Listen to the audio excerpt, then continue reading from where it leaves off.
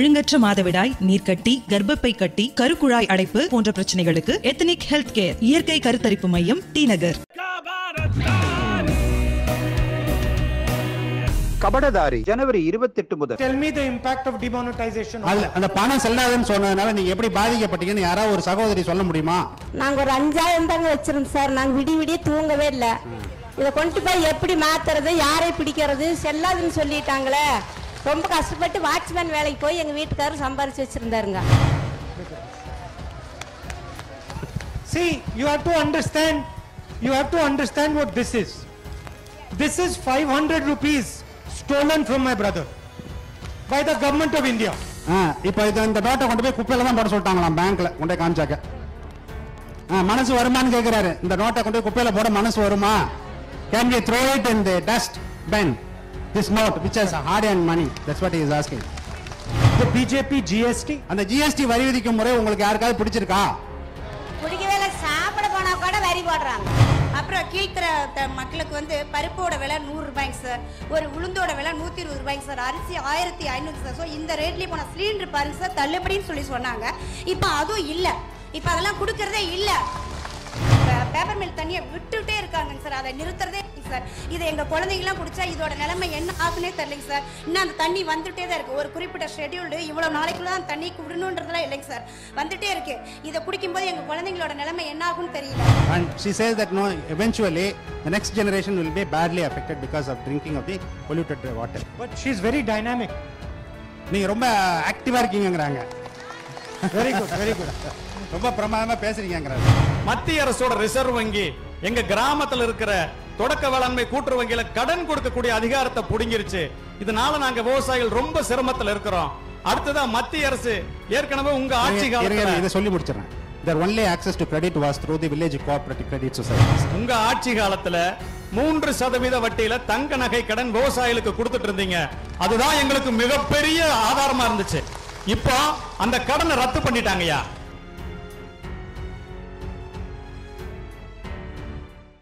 The current government in New Delhi is trying to destroy the foundation of the agricultural system.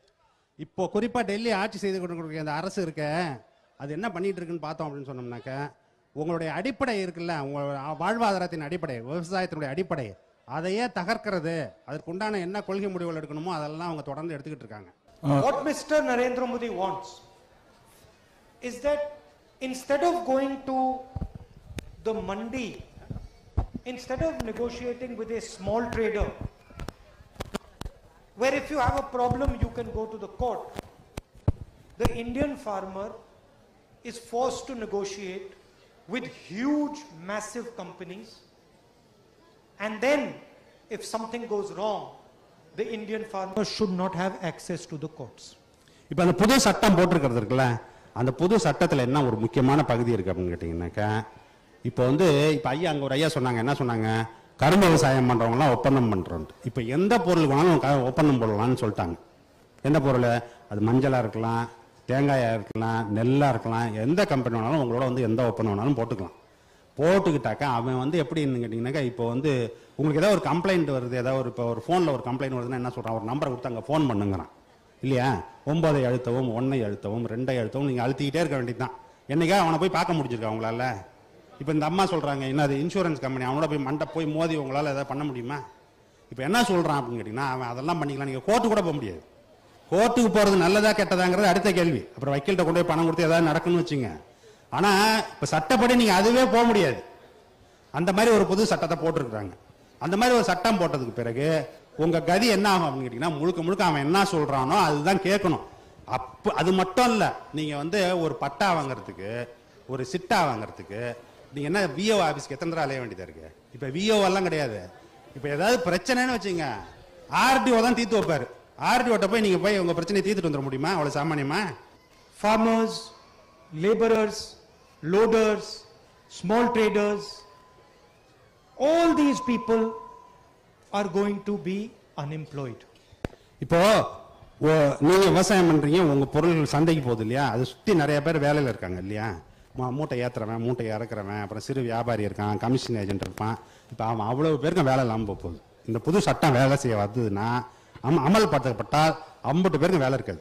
when the farmers are protesting, farmers outside Delhi, from Punjab, from Haryana, from Rajasthan, when they're protesting, the Prime Minister is calling them terrorists. இப்போ பஞ்சாப்ல இருந்து ஹரியானால இருந்து உத்தரப்பிரதேசத்துல இருந்துலாம் இருக்கக்கூடிய விவசாயிகள்லாம் டெல்லியில போராட்டம் பண்ணிட்டு இருக்காங்க, நீங்க பாத்துக்கிட்டே இருக்கீங்க இல்லையா? அவ்வளவு பேரும் பண்ணிட்டு இருக்கும்போது நம்ம தலைமை அமைச்சர் அதை பத்தி கண்டுக்கிறதே கிடையாது, அதை பத்தி பேசுறதும் கிடையாது. இப்போ இது என்ன பிரச்சனை பாத்தீங்கன்னா அமெரிக்கால ஃபேக்டரி ஃபார்ம் 1% தான் விவசாயிங்க, எல்லாமே பெரிய நிறுவனம் உற்பத்தி அதை ப்ராசஸ் பண்றது விற்கிறது. அங்க உடல்நலக்கேடு ரொம்ப அதிகம். மிஷேல் ஒபாமாவே என்ன பண்ணாங்கன்னா நியூட்ரிஷன் வேணும்னு நிறைய ப்ரோக்ராம் பண்ணாங்க. இங்க பல கோடி பேர் உற்பத்தியாளராக இருக்காங்க, கிராமத்துல விற்கிறாங்க, நகரத்துக்கு விற்கிறாங்க. அவங்க எல்லாரோட பொருளாதாரத்தையும் பிடுங்கி நுகர்வோர்னு சொல்றது விவசாயியும் நுகர்வோர் தான். அவங்களோட ஒரு ஹெல்த் அதாவது சுகாதாரமும் சிக்கலா முடியுது. Now when the food industry is converted into an industrial product, the health hazard will be much larger. That's what US is experiencing. So that's what they are trying to introduce here in India. That's what is. They are trying to replicate a failed model. How many people in this meeting liked demonetization? Can one of my sisters tell me the impact of demonetization? அந்த பணம் செல்லாதுன்னு சொன்னதனால நீங்க எப்படி பாதிக்கப்பட்டீங்கன்னு யாராவது ஒரு சகோதரி சொல்ல முடியுமா? பணம் செல்லாதுன்னு சொன்னாங்கல்ல, அத பத்தி கேக்குறேன். அது எங்களுக்கு 12 மணிக்கு சொன்னாங்க. நாங்க ஒரு 5000 தாங்க வச்சிருந்தோம் சார். நாங்க விடிய தூங்கவே இல்ல. இத கொண்டு போய் எப்படி மாத்துறது, யாரை பிடிக்கிறது செல்லாதுன்னு சொல்லிட்டாங்களே. ரொம்ப கஷ்டப்பட்டு வாட்ச்மேன் வேலைக்கு போய் எங்க வீட்டுக்காரர் சம்பாரிச்சு வச்சிருந்தாருங்க. Her husband was a watchman and they had a savings of 5,000 rupees. When they announced it at 12, she came to know about that. Announcement at 12. She couldn't sleep the whole day. So that's she had come to know about that. So the same question I will ask. Does anyone over here like the BJP GST? அந்த GST வரி விதிக்கும் முறை உங்களுக்கு யாருக்காவது பிடிச்சிருக்கா? பிடிக்கவே இல்ல. சாப்பிட போனா கூட வரி போடுறாங்க. See, you have to understand what this is. This is 500 rupees stolen from my brother by the government of India. இந்த நோட் என்ன அப்படின்னாக்க, இந்த 500 ரூபாய் நோட் இருக்குல்ல, அந்த 500 ரூபாய் நோட்டை இவர் பெரியவர்கிட்ட இருந்து நம்ம அரசாங்கம் திருடிச்சு. That's what it is. அதுதான். இப்போ இந்த நோட்டை கொண்டு போய் குப்பையில தான் போட சொல்லிட்டாங்களாம், பேங்க்ல கொண்டு காமிச்சாக்க.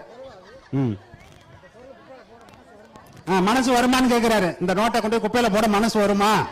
Can we throw it in the dust bin? This note which has hard earned money. That's what he is asking. So we have a government that is attacking the foundation of our country. The laborers, the workers, the farmers, the fishermen. இப்ப இருக்கிற government எப்படி இருக்கு அப்படின்னு கேட்டீங்கன்னா, சாமானியர்கள் நம்ம எல்லாம் இருக்கோம்ல, உங்களை மாதிரி இருக்கவங்க, என்ன மாதிரி இருக்கவங்க, இவங்களை எல்லாருக்கும் வேக்காடு வைக்கிற கவர்மெண்டா தான் இது இருக்குது. அது நம்ம வயல்ல வேலை செய்யறவங்களா இருக்கட்டும், விவசாயியா இருக்கட்டும், சிறு வியாபாரிகளா இருக்கட்டும், நம்மள எல்லாரையும் என்ன பண்றாங்க, காலி பண்ற மாதிரி ஒரு கவர்மெண்ட் தான் இந்த கவர்மெண்ட் வேலை செய்யுது. And it is our duty to protect the interest of the farmers, laborers, workers, weavers, fishermen. இப்போ ரொம்ப முக்கியமான விஷயம் என்னன்னு கேட்டீங்கன்னா, இவங்க எல்லாருடைய நலனையும் நம்ம பாதுகாக்கிறதுங்கிறது ரொம்ப ரொம்ப அவசியமா இருக்குது. அதை நம்ம செய்துதான் ஆகணும். இப்போது That is why I am here. அதுக்காக நான் வந்திருக்கேன். இப்போ இந்த உங்களுடைய நலன்கள்லாம் காப்பாற்றணும் அப்படிங்கிறதுக்காக தான், அதை தெரிஞ்சுக்கிட்டு தான் நாங்கள் வந்திருக்கேன் பேசுறதுக்கு. Sir, good afternoon sir. Good afternoon sir. எங்களுக்கு இந்த விவசாய கடன் சொல்லி தள்ளுபடி எல்லாம் கொடுக்குறாங்க சார். அது ரொம்ப ஏழை, ரொம்ப கீழ்த்தரப்பட்ட கீழ்த்தடத்துல இருக்கிற மக்களுக்கு யாருக்குமே கிடைக்கிறது இல்லைங்க சார். என்னன்னு கேட்டா பட்டா சிட்டா இதெல்லாம் கொண்டு வாங்க, இருந்தா மட்டும் உங்களுக்கு தள்ளுபடின்னு சொல்லி சொல்றாங்க. சோ எங்களுக்கு ரொம்ப கீழ்த்தர மக்களுக்கு எதுவுமே கிடைக்கிறது இல்ல. ஒரு சீட்டு சேர்த்தி ஒரு 2 பவுன் எடுப்போம், அதை கஷ்டம்னு சொல்லி கொண்டு போய் பேங்க்ல வைப்போம், அதை எங்களால திருப்ப முடியாது. ஏறிட்டே போயிட்டு இருக்கும், வட்டி வட்டி வட்டின்னு. சோ அதை திருப்ப முடியல. கேட்டா உங்களோட பட்டா சிட்டா இதெல்லாம் எடுத்துட்டு வாங்க, இருந்தா பண்ணலான்னு சொல்றாங்க. அப்ப ரொம்ப கீழ்மட்டத்தில் இருக்கிற மக்கள் யாருக்கும் இது யூஸ் ஆகிறது இல்ல சார். கொடுக்கப்படுற அந்த தள்ளுபடின்றது எங்களுக்கு கிடைக்கிறதே இல்ல. அது பெரிய எங்களுக்கு கஷ்டமா இருக்கு. Farm waiver hasn't reached her because when she approaches the bureaucracy for a waiver, they say that you produce the patta, chitta and all the land records, which she is unable to do. Because of that, whatever jewels she had, she has pledged it and the interest is going up year after year. That is her problem. எங்களுக்கு கிடைக்கிறதே இல்ல sir. And that benefit hasn't reached her. அப்புறம் கீழ்த்தர மக்களுக்கு வந்து பருப்போட விலை 100 ரூபாய்ங்க sir, ஒரு உளுந்தோட விலை 120 ரூபாய்ங்க சார், அரிசி 1500 சார். ஸோ இந்த ரேட்லயே போன சிலிண்டர் பாருங்க சார் தள்ளுபடின்னு சொல்லி சொன்னாங்க.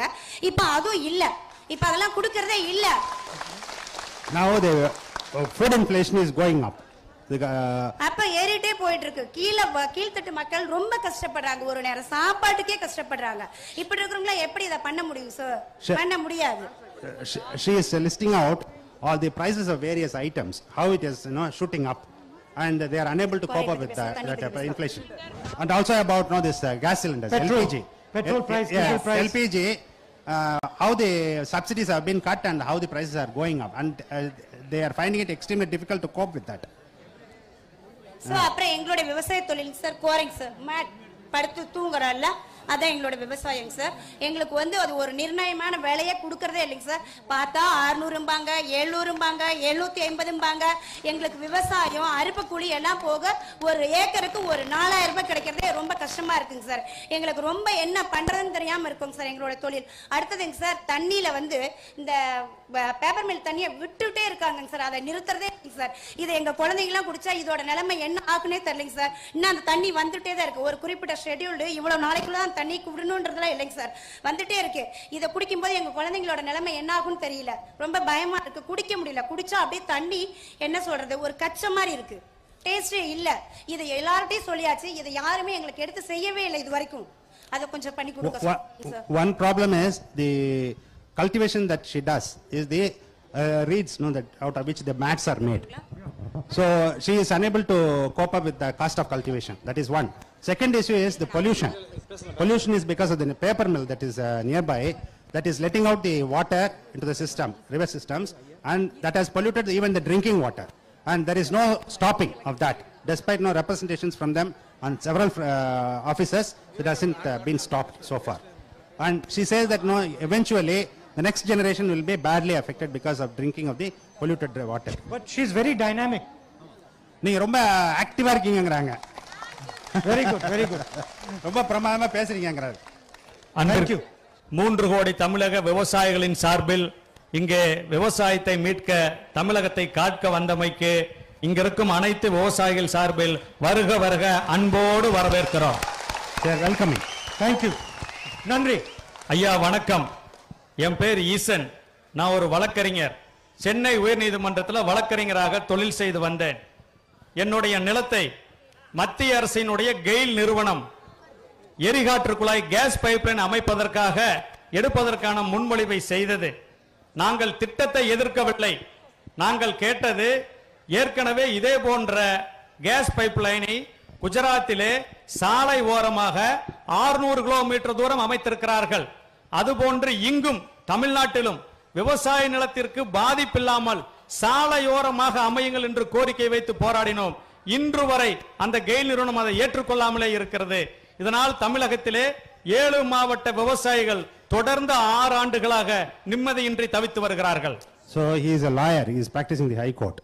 Now his land has been earmarked to lay the pipelines of Gas Authority of India Limited, GAIL. Now what he says is, in Gujarat what they have done is they have laid the pipelines on the side, roadsides, whereas here they are digging through the cultivated land.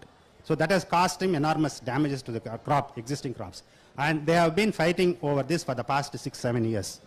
And the problem is alive in 7 districts in Tamil Nadu of this laying of gas pipelines. So that is the issue that he is talking about. அடுத்ததாக Bharat petroleum நிறுவனம் இதே போன்று ஒரு oil pipeline எண்ணெய் குழாய் திட்டத்தையும் இதே 7 மாவட்டங்கள் வழியாக தற்போது செயல்படுத்துவதற்கு திட்டமிட்டு செயலாற்றி வருகிறது. இதனால் மீண்டும் மீண்டும் விவசாயிகள் நில உரிமை பறிக்கப்படுவதால் மிகப்பெரிய அச்சத்தில் உள்ளார்கள். So the another oil company is also trying to lay the pipeline in all the 7 districts parallel to the gas pipeline. So that is again destroying the cultivated land. மத்திய அரசின் பவர் கிரிட் நிறுவனம் கொச்சியிலிருந்து ஆப்பிரிக்காவிற்கு கடலுக்கடியில் cable அமைத்து மின்சாரத்தை கொண்டு செல்கிறது. மதுரையிலிருந்து இலங்கைக்கு கடலுக்கடியில் cable அமைத்து மின்சாரத்தை கொண்டு செல்கிறது. ஆனால் எங்களுடைய கிராமங்களில் உயர்மின் கோபுரம் அமைத்து இது போன்ற லட்சக்கணக்கான தென்னை மரங்களை வெட்டி வீழ்த்தி எங்களது நிலங்களின் மதிப்புமிக்க விலையை பறித்து எங்களது வாழ்வை சூறையாடி உள்ளார்கள். This Power Grid Corporation of India Power Grid Corporation of India, what they have done is they have laid undersea cables to Africa as well as to Sri Lanka to export the generated power from here. Whereas when it comes to their farmlands, what they are trying to do is they are constructing huge pylons. And they are not compensated enough for that. But are they not compensating him even when they're laying the pipeline? Pipeline போடும்போது compensation கொடுக்கறாங்களான்னு கேக்குறாரு. உங்களுடைய தனிப்பட்ட முயற்சியினால் 2013ஆம் ஆண்டு புதிய நிலமெடுப்பு சட்டம் கொண்டு வரப்பட்டது. அதற்கு ஒட்டுமொத்த இந்தியாவின் விவசாயிகளின் சார்பாக உங்களுக்கு நன்றி தெரிவித்துக் கொள்கிறோம். They are thanking you for bringing out that new land acquisition law in 2013. ஆனால் அதில் மிகப்பெரிய சோகம் என்னவென்றால் இந்த எண்ணெய் குழாய், எரிகாற்று குழாய், உயர்மின் கோபுரம் எதுவுமே அந்த சட்டத்தை பயன்படுத்தி அவர்கள் எடுப்பதில்லை. மாறாக வெள்ளையர் ஆட்சி காலத்தில் இயற்றப்பட்ட 1885ல தந்தி சட்டத்தை வைத்து நிலத்தை பறித்து வருகிறார்கள். They are not acquiring the land. What they do is they use that Telegraph Act of 1885. So they use that and they have the right of way. They use that class so that they do not compensate the farmers. Right. When they use the land. But the pylon, how high does it go? எவ்வளவு உயரத்துல போகும் அந்த கோபுரம், மின் கோபுரம்? 8 metre உயரம்யா. 8 meters. 8 meters. But they must be putting the pillars. அந்த பில்லர்லாம் போடுறாங்க தானங்க. ஐயா, அந்த நிலத்துக்கு கீழ நாங்க வசிக்க முடியாது, வாழ முடியாது, கிணறு வெட்ட முடியாது, போரை பயன்படுத்த முடியாது. அந்த நிலமே மதிப்பில்லாம போயிருதியா. It loses its value. Number one, it loses its value. Secondly, you cannot cultivate any crops below that line. Why? ஏன் அதை பண்ண முடியாதுன்னு கேக்குறாரு. அது கடியில வசிக்கிறதால அந்த எலக்ட்ரோ மேக்னெட்டிக் ஃபீல்டால கேன்சர் வருதியா. நாங்க அதனால பண்ண முடியாதியா. So the electromagnetic field இருக்கிறதுனால because of the electromagnetic field, no, they can't live. Not only that, I am also told that no, some research has shown from IIT that even the existing crops suffer because of that. ஐயா, அடுத்ததா விவசாயிகளுடைய இருக்கக்கூடிய ஒரே ஒரு நம்பிக்கை கூட்டுறவு சங்கங்கள். எங்க கூட்டுறவு சங்கங்கள் இப்ப எங்களுக்கு கடன் கொடுக்கிறது இல்ல. மத்திய அரசோட ரிசர்வ் வங்கி எங்க கிராமத்துல இருக்கிற தொடக்க வேளாண்மை கூட்டுறவு வங்கியில கடன் கொடுக்கக்கூடிய அதிகாரத்தை புடுங்கிருச்சு. இதனால நாங்க விவசாயிகள் ரொம்ப சிரமத்துல இருக்கிறோம். அடுத்ததா மத்திய அரசு ஏற்கனவே உங்க ஆட்சி காலத்துல இத சொல்லி முடிச்சறேன். Their only access to credit was through the village cooperative credit societies. Now the Reserve Bank of India has forbade the village societies from extending credits to the farmers. So because of that they are suffering. Okay. ஐயா, அடுத்தது இந்த மத்திய அரசு உங்க ஆட்சி காலத்துல 3% வட்டியில தங்க நகை கடன் விவசாயிகளுக்கு கொடுத்துட்டு இருந்தீங்க. அதுதான் எங்களுக்கு மிகப்பெரிய ஆதாரமா இருந்துச்சு. இப்போ அந்த கடனை ரத்து பண்ணிட்டாங்கயா. So during your regime you were extending farm credits at the rate of 3% per annum. Now they have stopped that system. Yeah. So because of that they are suffering enormously. Does he like the land acquisition bill that we brought? அப்போ காங்கிரஸ் ஆட்சியில கொண்டு வந்த அந்த சட்டம் இருக்குல்ல, அந்த நில ஆர்கிஜி சட்டம், அந்த சட்டம் உங்களுக்கு பிடிச்சிருந்தான்னு கேக்குறாரு. அந்த சட்டம் உண்மையிலுமே எங்களுக்கு பிடிச்சிருந்தது, சிறப்பான சட்டம்யா. It is a very good act and they all liked it. Can I has he heard of a Congress idea called Nyay? அந்த காங்கிரஸ்ல வந்து ஒரு ஐடியா சொல்றாங்க. என்னன்னாக்க நியாயன்னு ஒரு ஐடியா சொல்லிட்டே இருக்காங்கல்ல, அதை பத்தி கேள்விப்பட்டிருக்கீங்களா? அது என்னன்னு தெரியுமான்னு கேக்குறாரு. தெரியலங்க ஐயா. He doesn't know. Can I tell him? அது என்னன்னு சொல்லட்டுமான்னு கேக்குறாரு. ரொம்ப மகிழ்ச்சியா நீங்க சொல்லணும். He will be very happy to know that. ஐயா, இப்ப மத்திய அரசு மின்சார திருத்த மசோதான்னு ஒன்னு கொண்டு வந்திருக்குயா. தமிழ்நாட்டுல 63 உயிர்களை பலி கொடுத்து 14 வருஷம் போராடி நாங்க இலவச மின்சாரத்தை அனுபவிச்சுட்டு இருக்கிறோம் ஐயா. ஆனா இன்னைக்கு இருக்க மத்திய அரசாங்கம் அந்த மின்சாரத்தை எல்லாம் ரத்து செய்யற மாதிரி இலவச மின்சார திட்டத்தை ரத்து செய்யறதுக்கான ஒரு சட்டத்தை கொண்டு வந்து எங்க விவசாயிகள் தூக்கம் இல்லாம இருக்கிறோம். Now the center is planning to bring about a new law whereby the free electricity supplies to the farmers will be stopped. Yeah. So they are scheming for that. He is complaining about that. Vanakkam. I welcome Rahul brother to Organic Tamil Nadu. I will speak in I will speak conclusive English, then myself will translate it. That will be easier. Okay. To save time. Okay. I am an organic farmer for the past 24 years. I quit my government job and took up organic farming long back. The Congress has given us a slogan, Jai Jawan, Jai Kisan. Now the Modi government has made that both Kisans and Jawans as commercial commodities for the corporates. We took up organic farming just because we want to get out of the control of the corporates by fertilizer companies, pesticides and other things. So we are so proud that we are able to save money and live happily. What all do you grow? I give a paddy, coconut, groundnut, sesame, little bit of mango and cattles. I do sell directly to the consumers after value adding. What the Modi government has did we are all talking about these 3 acts are doing more damage to farming. But there are much more plots or dots the Modi government has plotted around the farming community. They are the organic farming certificate through the FSSI, fortification, APOs to come under the control of the corporate companies, cooperative under the RBI, data centralization. This is another big thing that is happening all around the country is, and from every block and every panchayat, every farming data has been collected directly by the central government and without the knowledge of the state government, and this being given to the corporate companies. All such things are happening. So we need Congress have to work hard. And I will say last thing, only one thing, that our farmers have shown to the whole world that our Modi is a naked king. Thank you. I wish to give this. சகோதர சகோதரிகள் அமைதியாக இருந்து கேட்கும்படி கேட்டுக்கொள்ளப்படுகிறோம்.